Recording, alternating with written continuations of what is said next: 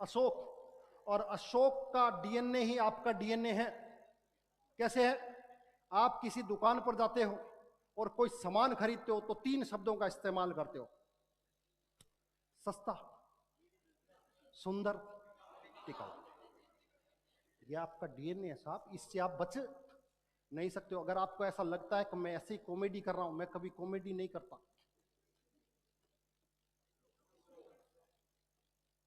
दुनिया की सबसे बड़ी स्पेस एजेंसी तो नासा है, लेकिन नासा भी अपने सैटेलाइट छुड़वाती है इसरो से। नासा, बाकी की तो औकात क्या है? समझ में आ गया? दुनिया की सबसे बड़ी स्पेस एजेंसी नासा भी अपने सैटेलाइट छुड़ा रही है। किससे? क्यों? वो 3 शब्द याद रखना। बिल्कुल। हमने अभी चंद्रयान, दुनिया में सबसे सस्ता, उसकी खासियत को समझ लें। मैंने कहा डीएनए कभी हटता नहीं है, हमारे ब्लड के अंदर है ये। हम कोई भी चीज बेहतर से बेहतर करेंगे और कम से कम पैसों में करेंगे, ये हमारा डीएनए है। समझ में आ गया? अब अशोक ने इसी डीएनए का इस्तेमाल किया, और अशोक ने क्या करवाए?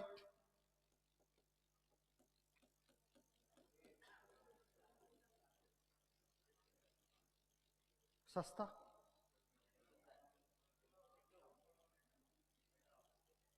अगर किसी धातु का इस्तेमाल कर लेता तो अपने वाले तो आज ही नहीं छोड़ते, आज ही नहीं छोड़ते, उठाकर ले जाते ना। रोड पर रख कर देख लो। अगर आपके तो नहीं ऐसा तो नहीं होता, रोड पर रख तो ले एक बार, और सुबह देख लेना रोड पर है या नहीं है। क्यों? क्योंकि हम मन के अंदर ही हैं, आई एम इंडियन। बाकी आपके कर्म तो ऐसे। जिस टेबल पे बैठे हो ना, उस टेबल पे पता क्या लिखो? फलाना सिंह। करते हो? ये दुर्ग है, दुर्ग अमेरवाड़ा, फलाना सिंह आज इस तारीख को आया। बस में बैठते हो, वो कोई छेद फटाओ फाड़। और अच्छी चीज बताऊं, एटीएम जाते हो, अब सुनना, एटीएम किसका? सरकार का। मशीन किसकी? सरकार। पैसे किसके? लेकिन आपको यह नहीं पता, 8 नवंबर रात को 8 बजे एक व्यक्ति ने यह बता दिया था, तेरा पैसा भी तेरा नहीं है, तेरा पैसा भी तेरा नहीं है। मैं आपको फिर आज लास्ट बता रहा हूं, उसके बाद रोजीना नहीं बताऊंगा। आपकी कोई भी संपत्ति आपकी नहीं है, आपका कुछ भी आपका नहीं है, सारी संपत्ति राष्ट्र की है। जिस दिन राष्ट्र को लगेगा उस दिन आपसे संपत्ति ले लेगी, चाहे कोर्ट जाना, चाहे सुप्रीम कोर्ट जाना। क्यों? क्योंकि उन्होंने पहले ही आपका इलाज कर दिया, पहले इलाज कर दिया, उनको समझ में आ गया था। उन्होंने कहा गलत चीज डल गई है संविधान में। कौन सा अधिकार? हटाओ। फंडामेंटल राइट्स नहीं, कोई सा ही राइट्स दे दो, लेकिन आपकी संपत्ति आपकी नहीं है। जैसे ही आपकी संपत्ति बढ़ेगी, शरीर में नाखून नहीं होता, एक्स्ट्रा बढ़ जाता है, क्या करते हो? इसलिए मैं फिर बोल रहा हूं, आप 50 बीघे जमीन बना लो, 100 बीघे बना लो, 200 बीघे बना लो, कोई फर्क नहीं पड़ता। क्यों? क्योंकि आप कोई भी जमीन ऊपर से लेकर नहीं आए थे। आपके दादाजी को और दादा के दादाजी को सरकार ने फ्री में दी थी, उसके बाद उससे आपने क्या बनाई है? संपत्ति बनाई है। इसलिए जब सरकार को जरूरत होगी तब वो आपसे संपत्ति ले लेगी, ध्यान रखिएगा। तो क्या लिखवाए? शिलालेख, पहली चीज लिखिएगा, ठीक है। एपिग्राफी, क्या कहते हैं इसका अध्ययन? एपिग्राफी कहलाता है। पहली चीज ध्यान रखिएगा, शिलालेखों का अध्ययन क्या कहलाता है? एपिग्राफी कहलाता है। पहली चीज, अशोक को शिलालेख लिखने की प्रेरणा किससे मिली? अशोक ने किसको देखकर प्रेरणा ली?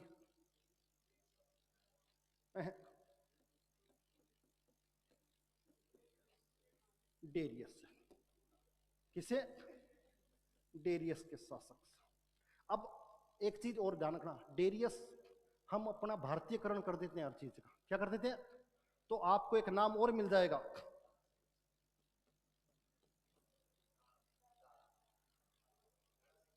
दारा सिंह नहीं करोगे, मरवा दोगे आप, दारा सिंह। तो अशोक को शिलालेख लिखने की प्रेरणा किससे मिली? डेरियस से मिली। डेरियस कौन था? ईरानी था। कौन था? ईरानी था। ध्यान रखिएगा, यूनानी नहीं था। समझ में गया? इसका मतलब भारत पर आक्रमण करने वाले ईरानी थे। क्या थे? ईरानी थे। पहले साइरस था। कौन था? साइरस। साइरस के बाद डेरियस। डेरियस के बाद एक आप नाम बोल रहे थे बार बार, मिनांडर। कौन सा? जिसने भारत के अंदर पहली बार गोल्ड कॉइन चलाया। कौन सा? सोने का सिक्का चलाने वाला, वही। तो इसको किससे मिली? इससे मिली। पहली चीज समझ लिया। कुल कितने शिलालेख? 14 शिलालेख। कितने?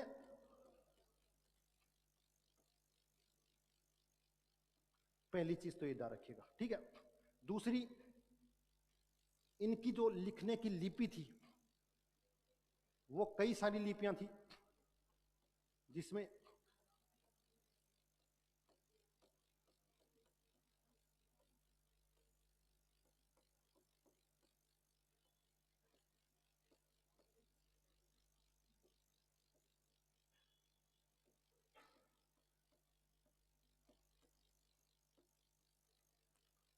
अशोक के शिलालेख चारों लिपियों में मिलाए करते हैं। कौन कौन से में? इन सब में। लेकिन बात करें सर्वाधिक, कौन से?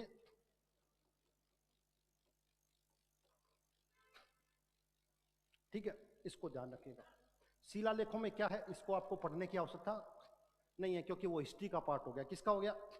हिस्ट्री का पार्ट हो गया। फिर भी ध्यान रखिएगा, जो पहला शिलालेख है, 2 शिलालेख याद रखिएगा हमेशा। पहला जो शिलालेख है उसमें पशु वध का मना कर रखा उसने। किसी भी प्रकार की कोई पशु वध या पशु की हत्या नहीं होगी, पहली चीज। 13वां जो शिलालेख है जिसमें कलिंग की जानकारी मिलती है। किसकी? कलिंग के युद्ध की जानकारी आपको मिलती है। आपने नाम सुना होगा, अशोक ने एक ही लड़ाई लड़ी है। कौन सी लड़ाई? लेकिन एक लड़ाई से अशोक महान हो गया। जबकि अशोक के बारे में कहा जाता है चंड अशोक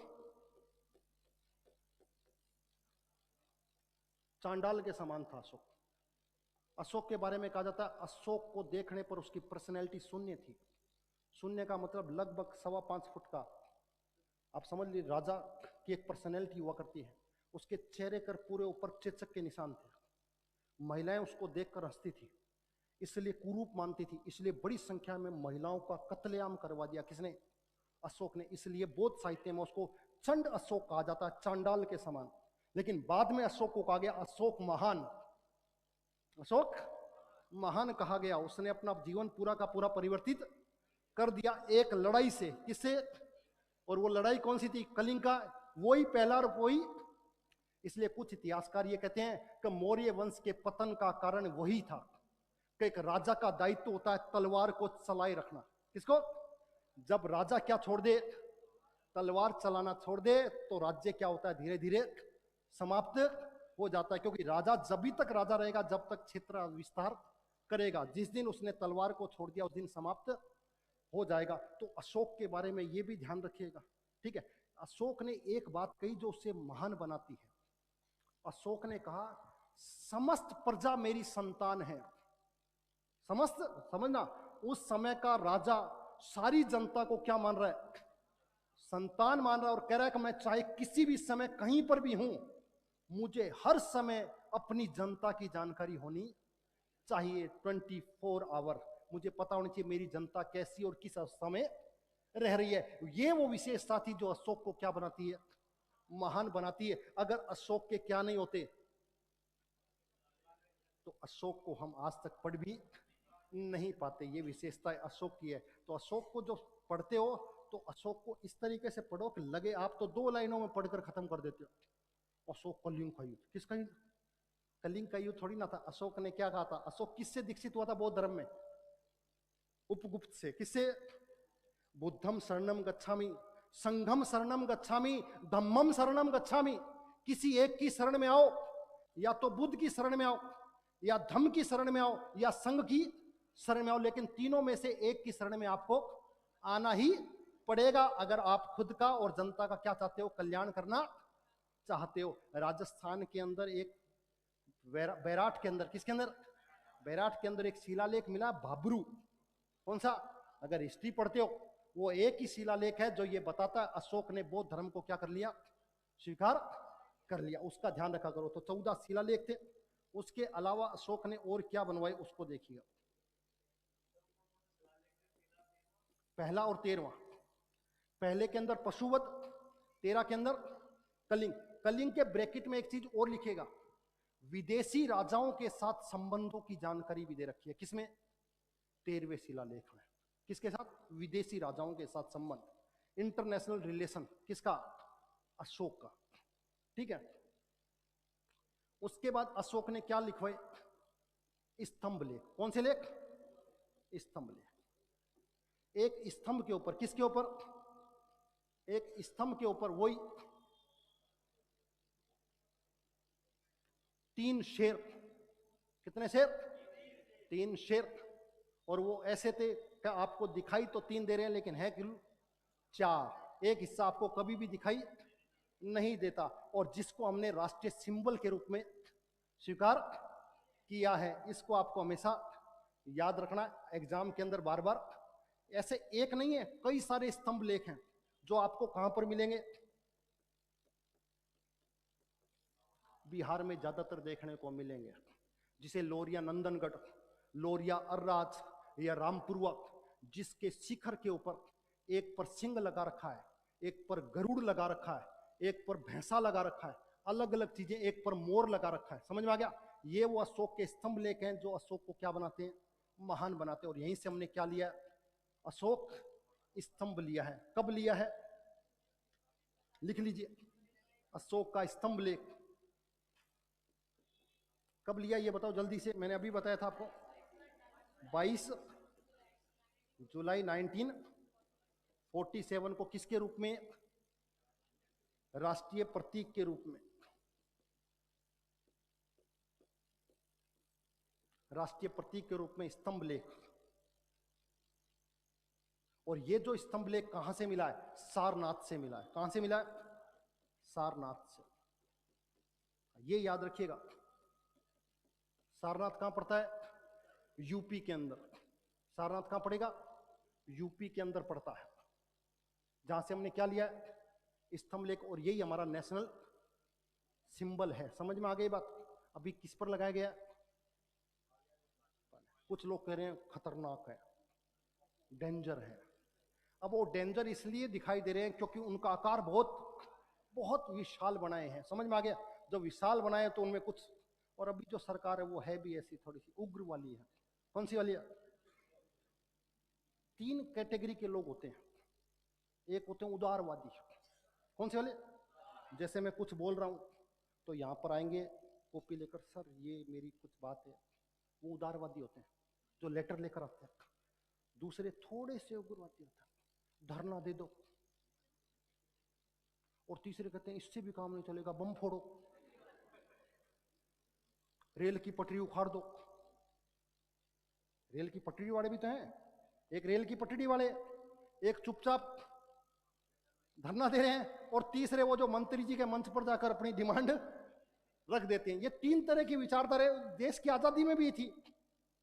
एक गांधीवादी जो ये कहते थे, दूसरे थोड़े से गरम, लाला लाजपत राय, बाल गंगाधर, और तीसरे भगत सिंह, सुखदेव, राजगुरु। तीनों का काम एक ही था। अब आप मुझे एक चीज बताना, कल जब घर जाओ, गांधी जी का जन्म कब हुआ?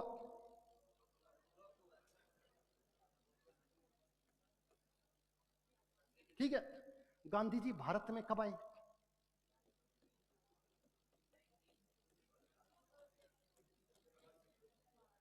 उम्र कितनी हो गई?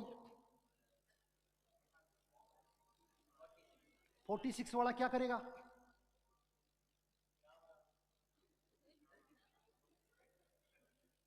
आप समझिए बातों को, स्थिति को पढ़ने की कोशिश कीजिए तो आपको चीजें अपने आप समझ में। एक 18 साल वाला लड़का है, आज तुम्हारे में होगा कोई 18 भी, वो कहेगा दुनिया बदल दूंगा।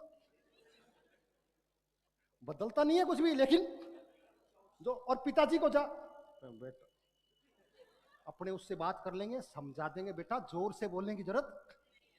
गांधी जी वही थे, आराम से करेंगे। दूसरे वो थे नहीं, लेकर रहेंगे। प्रकृति वही है, इसलिए गलत कोई भी नहीं था। सबकी अपनी उम्र का क्या था?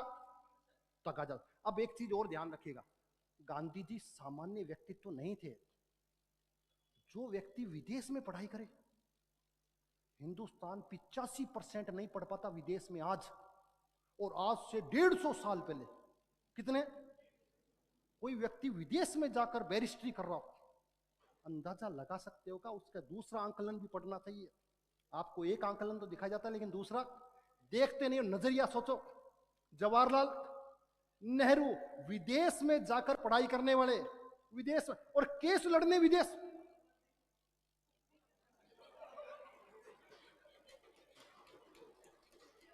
आज भी वही है।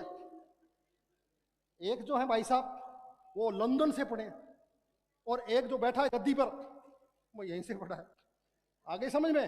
अब वो जो यहीं से पढ़ा है उसको देश आज भी स्वीकार नहीं कर रहा, क्योंकि चश्मा वही है।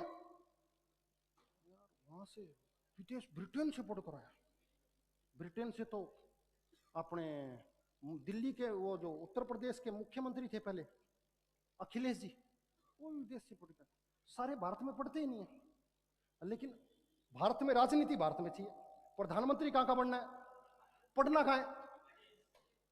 ये चश्मा, इस चश्मे को जिस दिन उतर जाएगा उस दिन चीजें समझ में आ जाएंगी। आप अंदाजा लगाओ कि 1890 में विदेश में पढ़ रहे हैं, 1893 के अंदर, 1903 के अंदर विदेश में केस लड़ने जा रहे हैं दक्षिण अफ्रीका। आप अंदाजा लगा सकते हो, केस लड़ने के लिए विदेश में जा रहे हैं वो व्यक्ति इकोनॉमिक तौर पर कितने मजबूत। इसलिए मैं कह रहा हूं देश हमेशा उन्हीं को याद करता है जिनके पास पहले से ताकत रही हो। सामान्य आदमी उस समय भी वैसा ही था, आज भी, और स्थान में समाज में आज भी उसको स्थान वो 2 लाइनों का ही मिला है। कितने का?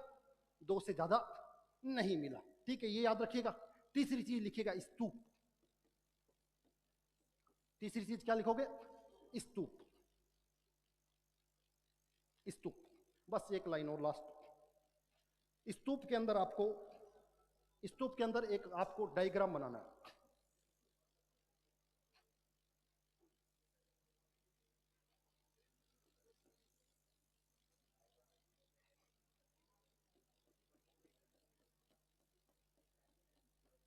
देखिए, जितनी देर मैं बोल रहा था सब चुप थे, और जैसे ही मैं थोड़ा सा रेस्पेक्ट।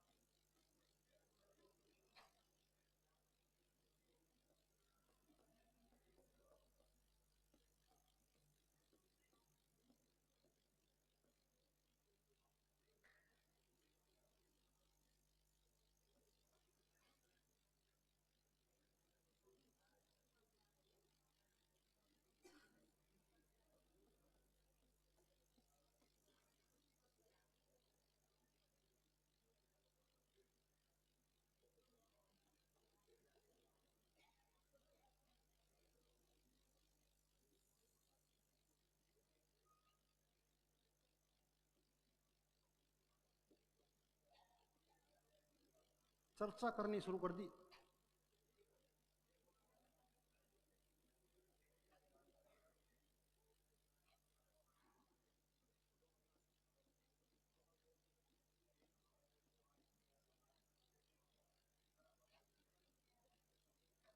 ये एंट्री, मुख्य एंट्री,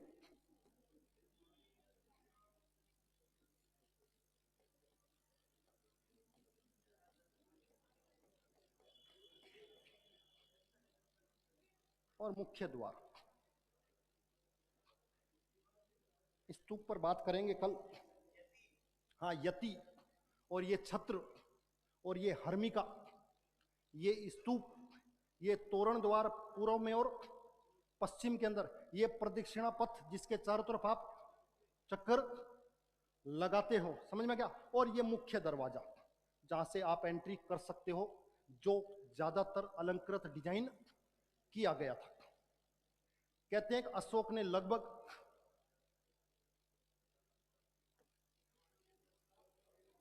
84,000 स्तूपों की निर्माण करवाया, ऐसा माना जाता है। समझ में आ गया? लेकिन कुछ स्तूप बहुत महत्वपूर्ण है। सांची का स्तूप, सारनाथ का स्तूप, अमरावती का स्तूप, पिपरवा का स्तूप, ये कुछ स्तूप हैं जिन पर हम कल चर्चा करेंगे। लेकिन मैं ये उम्मीद करता हूं कि कम चीजें पढ़ा रहा हूं, लेकिन जो चीजें पढ़ा रहा हूं वो आपके दिमाग में स्थायी तौर पर रहे, कुछ भी रटने की जरूरत ना पड़े। जो क्लास में पढ़ा है वही चीज दिमाग में रहे, एक्स्ट्रा पढ़ने की आवश्यकता नहीं है। कल इस पर चर्चा करेंगे कि ये स्तूप क्या होता है, क्यों बनाया गया था, ठीक है। और इसके बाद बात करेंगे मुख्य चीज की, जिसको बाद में मौर्य काल। कौन सा? क्योंकि मौर्य काल के अंदर आपको मंदिर देखने को नहीं मिलेगा। मंदिर कहां मिलेगा? गुप्त काल में। कौन से काल में? गुप्त काल में। तो गुप्त काल में मंदिर की बात करेंगे, लेकिन उससे पहले ये चीज आपको पता होनी चाहिए। 1 या 2 दिन में मैं थोड़ी सी स्लाइड्स बनवा लूंगा, तो आपको कुछ पिक्चर्स दिखाऊंगा, जिससे आपके दिमाग में वो इमेज क्या रहे, फिक्स हो जाए। तो इमेज से पढ़ना ज्यादा इजी होता है। आज की क्लास के लिए आपको बहुत बहुत धन्यवाद। आपने मुझे इतनी देर सुना।